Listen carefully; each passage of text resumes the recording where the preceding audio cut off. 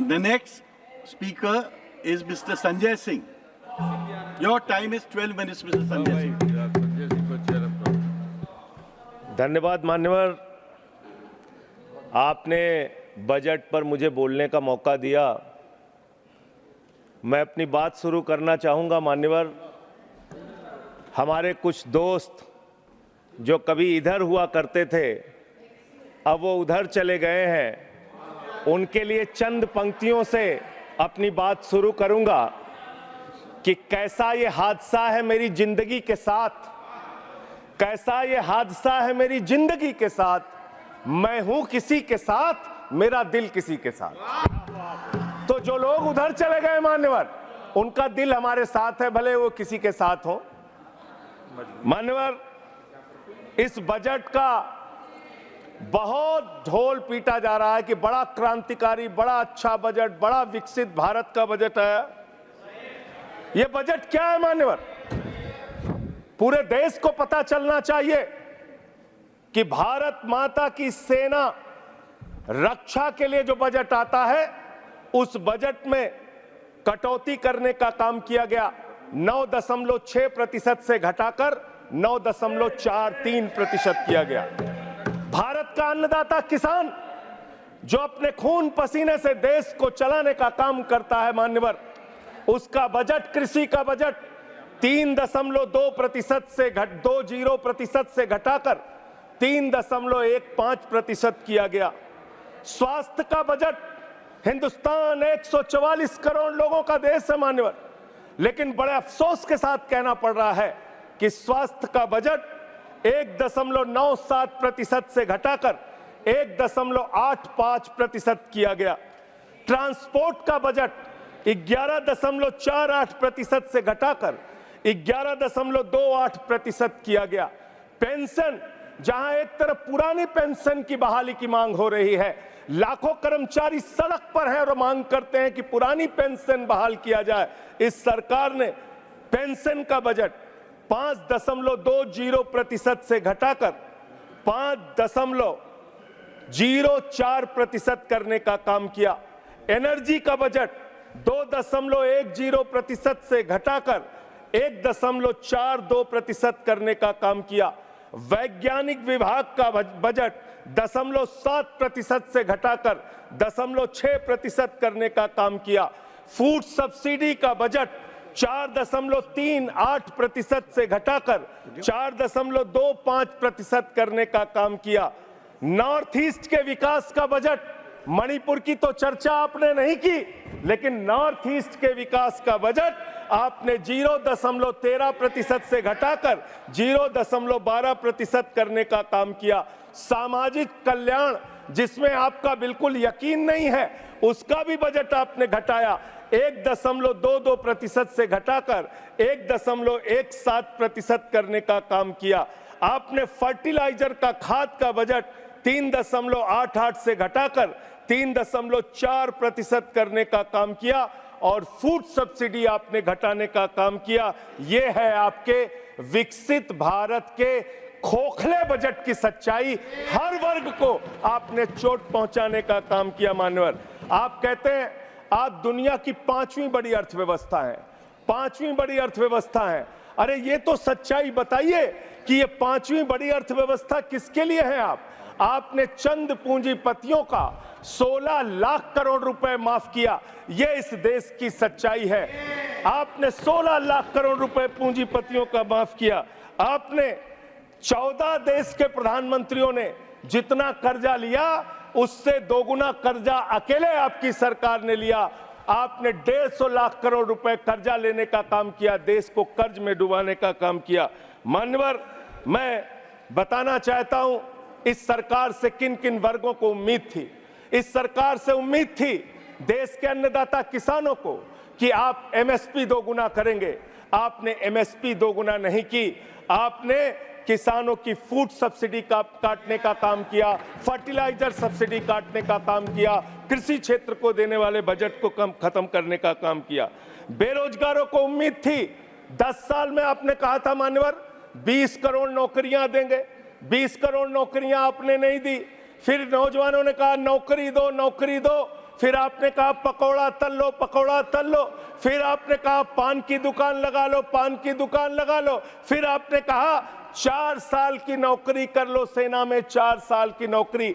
मैं मान्यवर आपके माध्यम से भारत के प्रधानमंत्री से बड़ी विनम्रता पूर्वक पूछना चाहता हूं, देश के प्रधानमंत्री को 73 साल की उम्र में तीसरी बार प्रधानमंत्री बनना है, लेकिन किसान का बेटा नौजवान सेना में 4 साल की नौकरी करेगा, ये भेदभाव क्यों है? मैं पूछना चाहता हूं मान्यवर, आपके माध्यम से इस सरकार से जानना चाहता हूं, अगली योजना क्या आएगी आपकी? आप कह रहे हो इंटर्नशिप योजना, ट्रेनिंग योजना, 5,000 रुपए की ट्रेनिंग ले लो, 5,000 रुपए की ट्रेनिंग ले लो।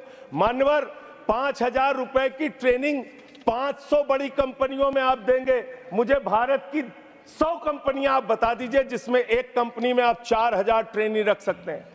एक कंपनी बता दीजिए जिसमें आप 4,000 प्रशिक्षु आप रख सकते हैं ट्रेनिंग के तौर पे। ये भी आपका आंकड़ा सिर्फ एक जुमला है, इसके अलावा कुछ नहीं है। अब मुझे लगता है एक ही योजना बाकी रह गई है मान्यवर, वो योजना है कि हमारी भारत की सरकार, आदरणीय नरेंद्र मोदी जी की सरकार अगली योजना लेके आएगी कि इस देश के नौजवानों को मुफ्त में 5 करोड़ कटोरा बांटा जाएगा। भीख मांगो योजना, भीख मांगो योजना लाने का काम ये लोग करेंगे। मान्यवर इस देश में आपने अर्थव्यवस्था को लेकर कहा पांचवी बड़ी अर्थव्यवस्था है, वो 5वीं बड़ी अर्थव्यवस्था का लाभ किसको मिल रहा है? आपके चंद पूंजीपति मित्रों को, जिसका 16 लाख करोड़ रुपए आपने माफ किया, जो हजारों करोड़ लूटकर हिंदुस्तान से चले गए। मान्यवर मैं बड़ी विनम्रता पूर्वक कहना चाहता हूं, मित्रों बड़ी डिलीटेड जी, डिफिकल्टी। ठीक है सर। मान्यवर मैं बड़ी विनम्रता पूर्वक आपके माध्यम से पूछना चाहता हूं, क्या इस देश की अर्थव्यवस्था में रेहड़ी पटरी वालों का कोई योगदान नहीं? जो 10 करोड़ रेहड़ी पटरी वाले पूरे देश में हैं, उनका कोई योगदान नहीं है क्या मान्यवर? वो भी सरकार को टैक्स भरते हैं। आपकी सरकार उनको भी फूटी आंख से देखना नहीं चाहती। आपने रेहड़ी पटरी वालों को कहा अपने नाम के आगे नेम प्लेट लगाओ, अपने नाम के आगे नेम प्लेट लगाओ। हिंदुओं की, मुसलमान, दलितों के पीछे आदिवासी हो, क्या हो ये बताओ। मैं पूछना चाहता हूं, आपके माध्यम से सरकार के कहना चाहता हूं मान्यवर, अगर नेम प्लेट लगवाना है तो लगवाइए गले में नेम प्लेट, नीरव मोदी के गले में नेम प्लेट लगवाइए कि 20,000 करोड़ रुपए हिंदुस्तान का वो बाकी है। लगवाइए नेम प्लेट, 10,000 करोड़ रुपए विजय माल्या हिंदुस्तान का बाकी है। लगवाइए नेम प्लेट गले में ललित मोदी के कि 3,000 करोड़ रुपए हिंदुस्तान का लूट के भाग गया। लगवाइए नेम प्लेट मान्यवर। मैं कहना चाहता हूं नितिन संदेशरा के कि वो 6,000 करोड़ रुपए हिंदुस्तान का लूट के भाग गया। लगवाइए नेम प्लेट अडानी के कि 2.5 लाख करोड़ रुपए का कर्जा आपने एक आदमी को दे रखा है। लगवाइए नेम प्लेट उन पूंजीपतियों को जिन्होंने हिंदुस्तान की बैंकों को खाली करने का काम किया।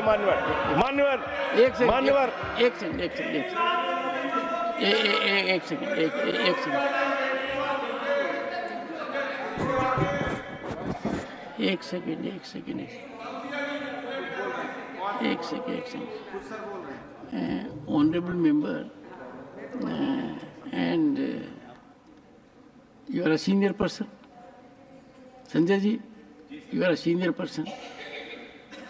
धारा प्रवाह में आप काफी कुछ कह गए फिगर्स के बारे में, बाकी तो you can make your point, no difficulty about it. One second. So the figures which you have given, you will have tough time in proving them, because these have been taken in stride. So all that will be deleted, and we will, unless you have real, factually firmed up material, use a name. Make your point. ठीक है sir, ठीक है sir, thank you sir, Make your point. No thank you sir. मानवर मैं तो ये कहना चाह रहा था आपके माध्यम से कि इस तरह के काम देश के अंदर नहीं होने चाहिए। भारत एक धर्मनिरपेक्ष राष्ट्र है और हम जानते हैं अपनी सामाजिक व्यवस्था में, मैं जानता हूं इनके मन में दर्द होगा मान्यवर, अभी चुनाव हारे हैं ये उत्तर प्रदेश में, तो वहां पर अगर कोई बोर्ड लगाएगा जाटव ढाबा, एक सेकंड, जाटव ढाबा कोई लगाएगा, कोई अपने ढाबे के आगे अगर वाल्मीकि ढाबा लिखेगा तो आप लोग उसके यहाँ खाने नहीं जाओगे। मैं जानता हूं आपकी मानसिकता।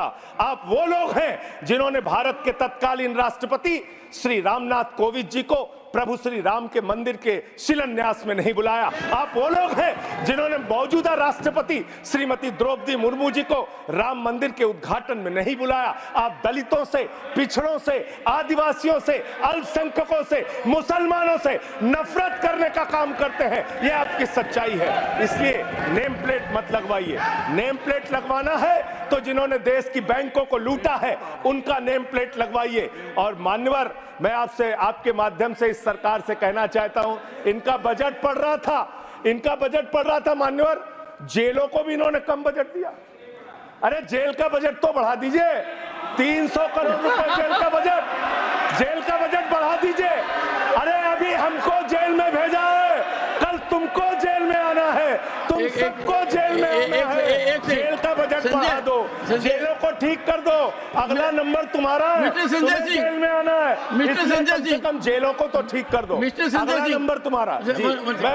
मैं जेल के बजट पे बोल रहा हूँ मानवर, मैं जेल के बजट पे बोल रहा हूँ। 300 करोड़ दिया, इनको जेल में आना है। वन सेकेंड सदन के नेताजी से मैं अनुरोध करूंगा कि ये बहुत मार्मिक अपील है जेल का बजट बढ़ाने के लिए, और इस पर आप गौर फरमाइए। धन्यवाद सर, धन्यवाद सर। ठीक है ना, धन्यवाद सर। एक पृष्ठभूमि भी है। मान्यवर, इसका ध्यान रखा जाएगा। अध्यक्ष महोदय, इन्होंने न्यायपालिकाओं के लिए जो बजट रखा वो नाकाफी है। 5 करोड़ केसेस पेंडिंग है इस देश के अंदर, और 6 लाख लोगों को पूरे देश में जेलों में रखा गया है, जिसमें करीब 76% अंडर ट्रायल हैं। इसका मतलब आपका मकसद न्याय दिलाना नहीं है, आपका मकसद किसी मामले की सच्चाई तक पहुंचना नहीं है, आपका मकसद है पकड़ पकड़ के एक एक व्यक्ति को जेल में डालना। आपने दिल्ली के मुख्यमंत्री को, जिनकी शुगर 36 बार 50 से नीचे जा चुकी है, आपने दिल्ली के मुख्यमंत्री को पकड़ के जेल में डाल दिया। नहीं मानवर, अब इनको बार बार मौका मत दीजिए, मुझे अपनी बात पूरी करने दीजिए। I am not yielding sir, I am not. आपने 2 बार काम हैबिट बना लिया इन्होंने सर। दिल्ली के मुख्यमंत्री को सर इन्होंने पकड़ के जेल में डाल के रखा। दिल्ली के शिक्षा मंत्री को इन्होंने 2 साल से जेल में रखा। दिल्ली के स्वास्थ्य मंत्री को इन्होंने 2 साल से जेल में रखा। आप एक एक विपक्ष के नेता को पकड़ पकड़ के जेल में डालते हैं। हेमंत सोरेन को मुख्यमंत्री को जेल में आपने रखा, संजय रावत को जेल में रखा, अनिल देशमुख को जेल में रखा, सबको पकड़ पकड़ के आप जेल में रखते हैं। बंगाल के 3 मंत्रियों को आपने पकड़ के जेल में रखा। आपका मकसद ट्रायल कराना नहीं, न्याय दिलाना नहीं, आपका मकसद हम लोगों को पकड़ के जेल में रखना है। जितना जेल में डालोगे, मैं आपसे कहना चाहता हूं, जितना जेल में डालोगे उतना गर्त में जाओगे। जिसने भी ये राजनीति की है उसका समापन हो गया है। अभी 240 पे पहुंचे हो, कल 24 पे पहुंचोगे, इसके बाद 2 पे भी आओगे। मैं तो 1-2 मिनट और मैं बस कह के अपनी बात खत्म करूंगा, मेरे टाइम में से उसको काट लीजिएगा। मान्यवर, भेदभाव की बात, सबसे भेदभाव इनको करना है। मुसलमानों से भेदभाव, सिखों से भेदभाव, ईसाइयों से भेदभाव, दलितों से भेदभाव, पिछड़ों से भेदभाव, और अब राज्यों से भेदभाव, राज्यों से भी भेदभाव, महिलाओं से भेदभाव, राज्यों से भेदभाव। क्या भेदभाव किया सर इन्होंने? 2,32,000 करोड़ रुपए, 2,32,000 करोड़ रुपए दिल्ली के लोगों ने सरकार के केंद्रीय खजाने में टैक्स के रूप में दिया, जीएसटी और इनकम टैक्स के रूप में। बदले में हमको कितना मिलता है? 0। 9 साल से आप दिल्ली को बजट नहीं देते। पंजाब के लोग, बस मेरे में से काट लीजिएगा सर, 1-2 मिनट काट लीजिए, पार्टी के उसमें से काट लीजिएगा। पंजाब के लिए सर, पंजाब का किसान अपना खून पसीना बहा के खेत में गेहूं पैदा करता है, धान पैदा करता है। आपने 8,000 करोड़ रुपए पंजाब के विकास का पैसा रोक रखा है, विपक्ष के राज्यों का पैसा आपने रोक रखा है। ये भेदभाव क्यों कर रहे हैं आप क्यों कर रहे हैं? आप लिखते हैं राज्यों के विकास से देश का विकास है, ये आप राज्यों का विकास कर रहे हैं। एक एक करके टारगेट करके विपक्षी राज्यों के साथ आपने भेदभाव करने का काम किया। और अंत में कोई मुझे कह रहा था सारे बजट कम किए, शिक्षा के बजट को भी आपने कम कर दिया। मैंने इन लोगों से कहा शिक्षा से इनका कोई लेना देना नहीं है, शिक्षा से इनका कोई लेना देना नहीं मान्यवर। क्यों लेना देना नहीं है? क्योंकि दिल्ली विश्वविद्यालय में मनुस्मृति पढ़ाने जा रहे हैं ये लोग। मनुस्मृति पढ़ाएंगे कि दलितों के, पिछड़ों के, जिनको आप शूद्र कहते हैं, आप शूद्र कहते हैं, अगर वो श्लोक सुन लेंगे तो उनके कान में पारा आप कैसे डालेंगे? ये पढ़ाई आप कराने जा रहे हैं दिल्ली विश्वविद्यालय में। ये पढ़ाई आप कराने जा रहे हैं। इसलिए मान्यवर, मैं आपसे यही कहना चाहता हूं, ये बजट हिंदुस्तान के किसान के खिलाफ है, ये बजट हिंदुस्तान के नौजवान के खिलाफ है, ये बजट हिंदुस्तान के व्यापारियों के खिलाफ है, ये बजट सिर्फ और सिर्फ मोदी जी के मित्रों के लिए बनाया गया है, मित्रों के लिए बनाया गया है, मित्रों के लिए बनाया गया है। The later part will not go on record. For exclusive and insightful videos, subscribe to our new channel, ABP Live Premium.